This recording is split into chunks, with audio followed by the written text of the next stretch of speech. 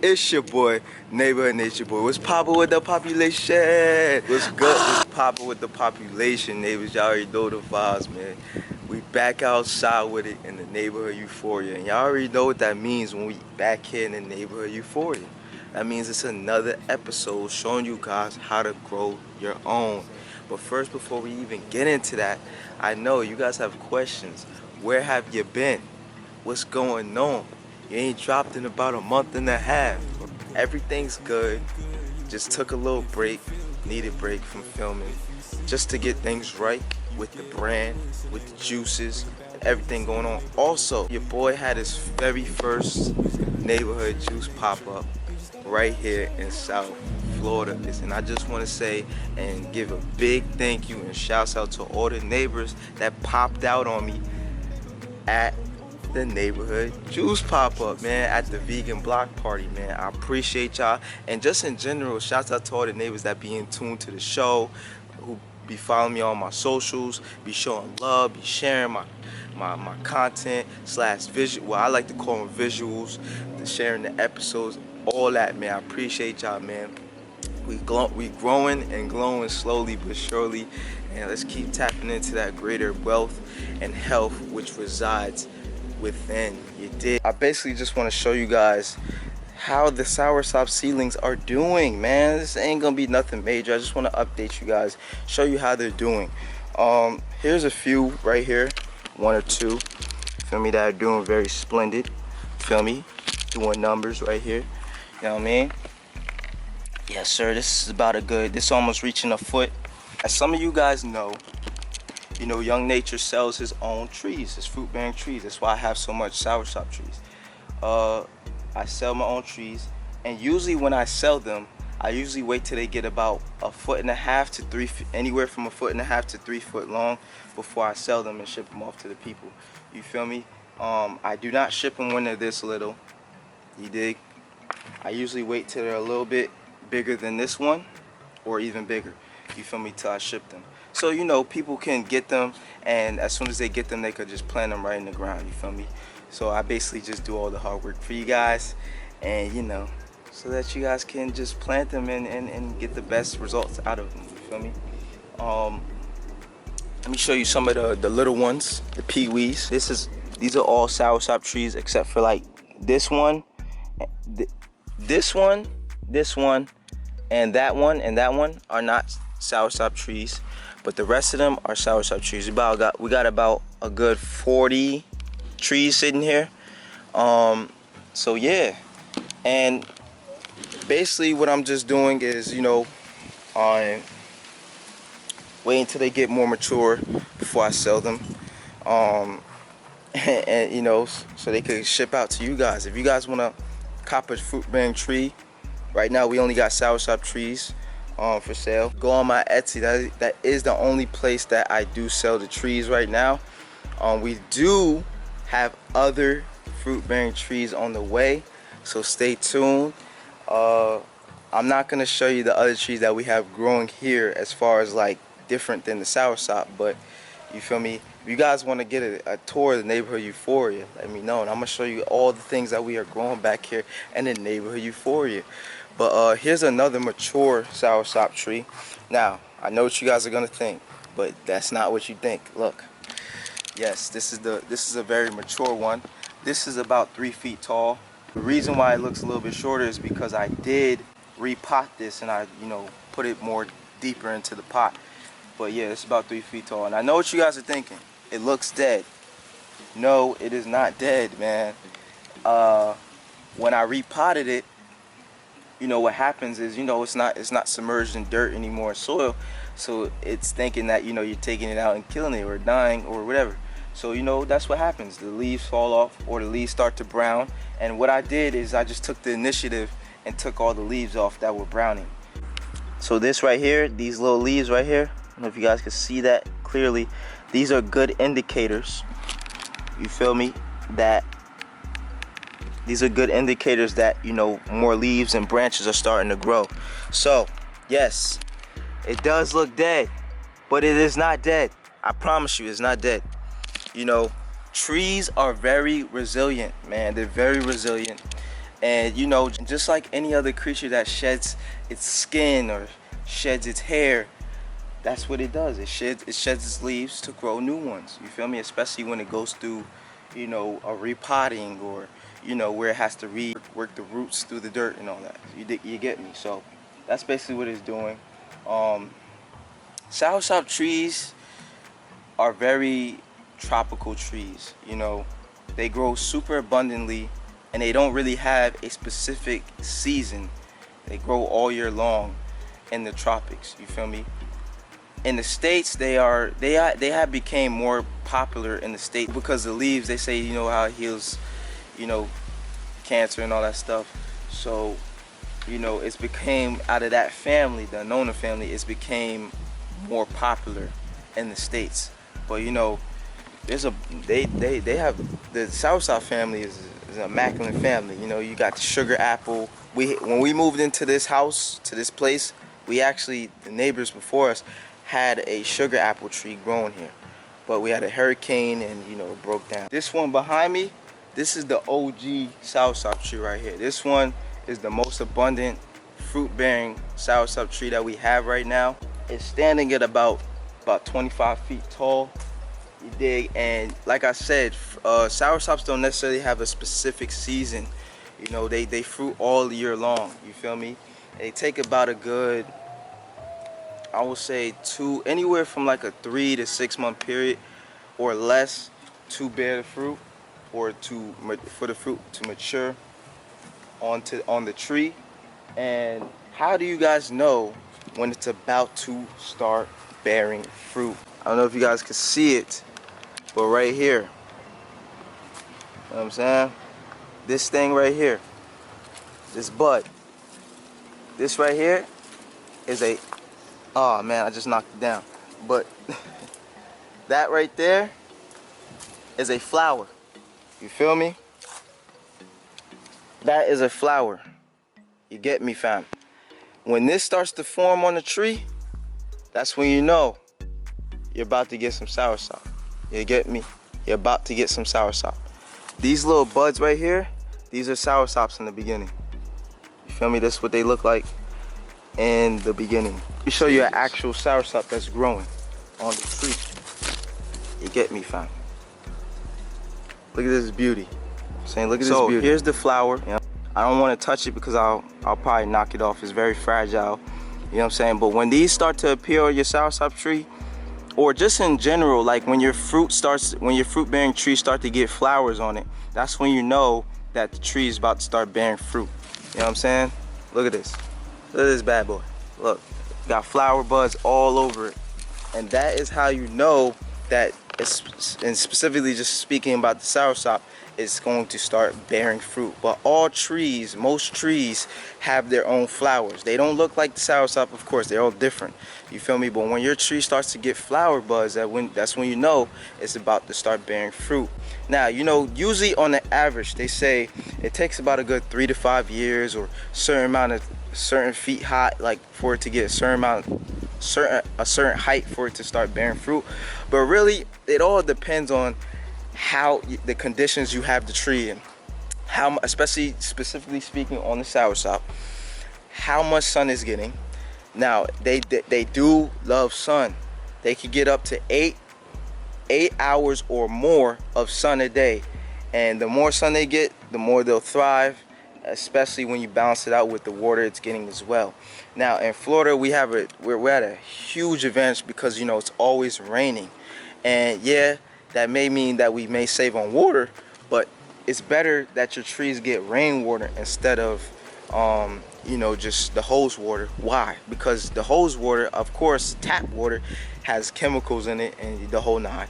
Don't worry, I'm gonna cover this on an episode showing you the 4 things you need to grow your own trees. But yes, the water that naturally comes from, you know, when it rains, is full of nitrogen and the whole nine, which helps propel the tree and help it grow faster. You feel me? The nitrogen that's in the rain. But I also want to show you the other 3 trees that we are growing as well that are soursops.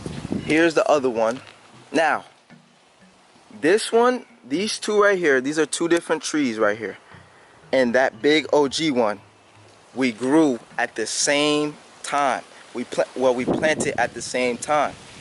But let me show you guys the difference. You see that there are other trees around it, but that is the biggest tree there. Meaning, and there's nothing over it, and there's nothing over the top of the tree. There's nothing blocking it from getting the optimal amount of sun or water possible. But look at these two. You know what I'm saying? These two are fighting for the sun. And also, you know, this tree stump, this was a big mango tree, you know what I'm saying, that was hovering over all these trees right here. So we had a mango tree, which was this.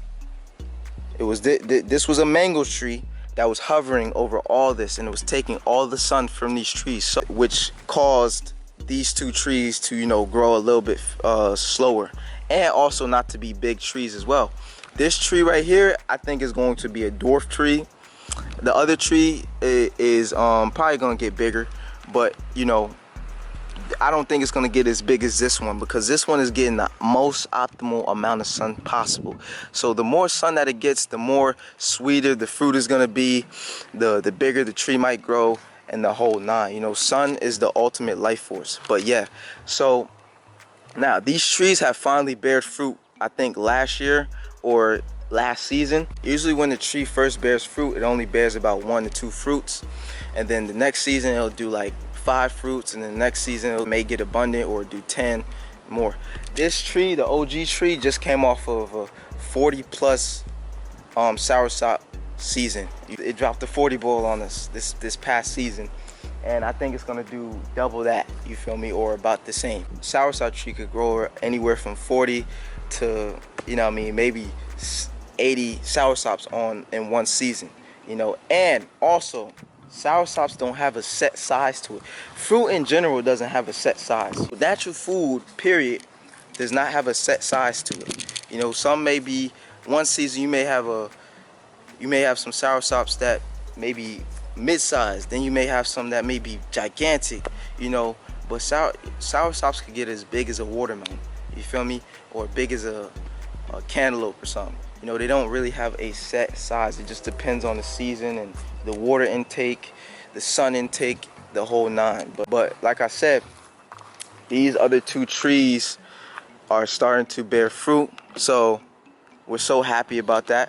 I don't know if you guys can see, but it has, the one in the back has a mid-sized soursop on it that I'm pointing at right now. I'm pretty sure you guys can't see that, and I don't really feel like wrestling through the branches to show you guys, but those are the other two soursop trees. And also, all these trees took a total about, well, this one took about, the OG one took about 1.5 years to grow. These two right here took about 2 years, again, because of circumstances. Now, if we would have cut the mango tree when I first told my peoples to cut the mango tree, we would have had those soursops growing as good as possible. But they were sitting under that tree for about 2, 3 years. They were sitting under that tree without getting the proper or the most amount of sun possible. You feel me? So yes, they're having a slow start. Now they're readjusting to getting a good amount of sun again, and the whole nine. The fourth tree is about the same size as the OG one. We planted this one last, but again, it's the same circumstances. This one still hasn't bared fruit yet. I think it may have bared 1 fruit, but again, the circumstances are different. You don't see all these palm trees surrounding it, even this coconut tree that's taking up all the sun from it.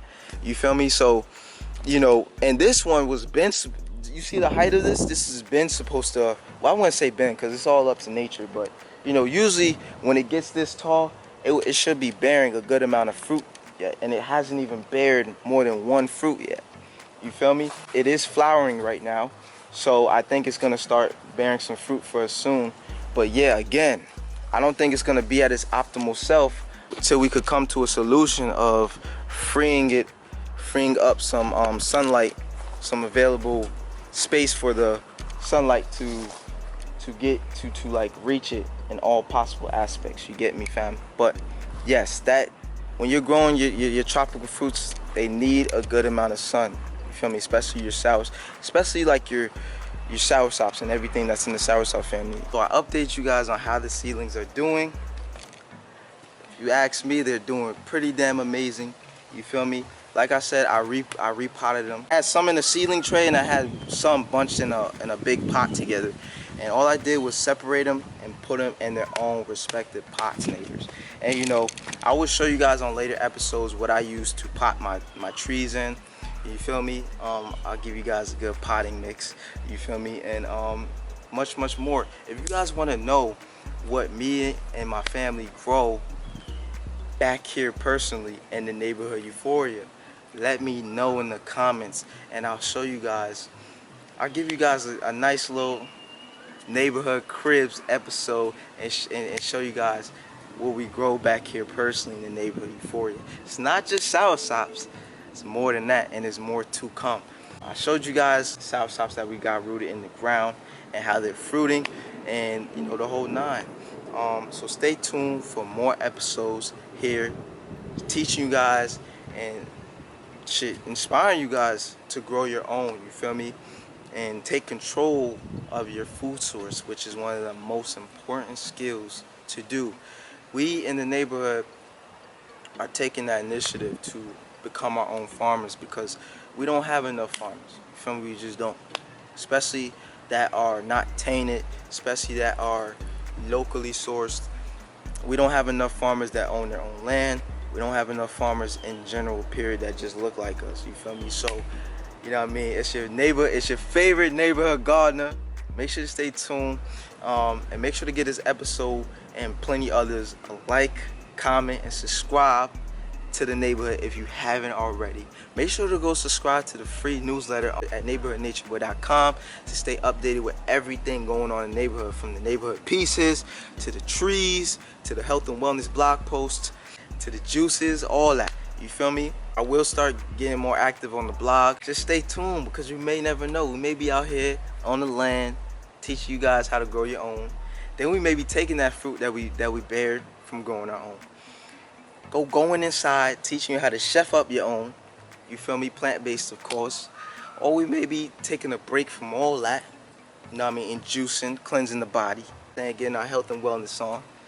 Or maybe going on an adventure. You may go skydiving, scuba diving. You may never know. You know what I'm saying? Just know that everything going on in the neighborhood is all about health and wellness, and teach you guys how to, you know, have fun and enjoy this life, but operate at your optimal self, mentally, physically, and spiritually. Most importantly, internally. You dig? I just want to leave you guys on this one ending message, neighbors. Grow your own / support local, or continue to rely on a broken system to supply you their own. Let me say that again. Grow your own food / support local, or continue to rely on a broken system to supply you their own. And we all know what their own comes with. It comes with fake food, GMOs, foods that spray with tons of chemicals on it, foods that are just depleted and have little to no nutritional value, and the list can go on. But just know, if you choose, because everything's a choice, you continue to choose to support the system, don't complain, oh, they're giving us all these diseases and all the whole nine, because you are continue to support. The more you buy local, the cheaper the fruits will be. The more you support local and give them their trust that you're going to continue to buy with them, the cheaper the food will be, because they are the source. You dig? Or they're connected directly to the source. You get me, fam? The reason why a lot of these fruits and veggies are expensive, because we barely shop there. You get me? But the more we shop there, the less expensive it will be. You dig? And also, here's a very important message to all my farmers out there. Listen, it is highly important that we start to own the land. We cannot continue to rent the land and then get mad, sad, or feel all these whirlwind of emotions when the owner of the land gets an opportunity to take his land and make more money with it. Can't get mad no more. Can't have people signing all these petitions and all this other stuff when we don't own the land. Because even if we do sign these petitions, they are still going to be able to do whatever they want with their land. And we can't get mad at them because it's their land. We just have to own our own. And in the neighborhood, that's what we doing. That's what we promote. Owning our own land. Owning the IP of the land. No more renting. We won't give nobody no power to take what we establish on the land and take it away from us. We ain't going on no internet, signing no petition, because we don't own the land. Because either way, we get people to sign it or not, eventually that land is still going to be taken from us. Whether it be you buying another year of land or two, you don't own it forever. So, that being said, to all my farmers out there, own the land. Don't rent it, own it. And if you do not own your land, relocate somewhere and own the land. Or try to buy the land that you're at. You get me, fam? Or try to start a petition or something to buy that land, purchase the land. Because if not, it's going to be this continuous cycle where we have these farms on the land and then they get taken from us as soon as a lucrative opportunity gets presented to the owner of the land. At the end of the day, they have kids to feed. At the end of the day, they're probably entrepreneurs themselves and trying to, you know what I mean, up their stock or whatever. So we can't get mad at them for doing that. You feel me? No more. So own the land, and you know, to all my neighbors out there, grow your own. Make sure to spread the word. Let's continue to grow our own and support local, and you know what I mean, continue to take care of that mind, body, and spirit. You feel me? And operate at the optimal selves. It's your boy, Neighborhood Nature Boy. Peace, love, light, and much healing energy to yours. Make sure to hit that subscribe button, because I don't know what the hell y'all doing if y'all haven't subscribed to the neighborhood right now, but you need to hit that subscribe button. It's your boy, Neighborhood Nature Boy. Always remember, whenever in doubt, check the neighborhood out. You dig?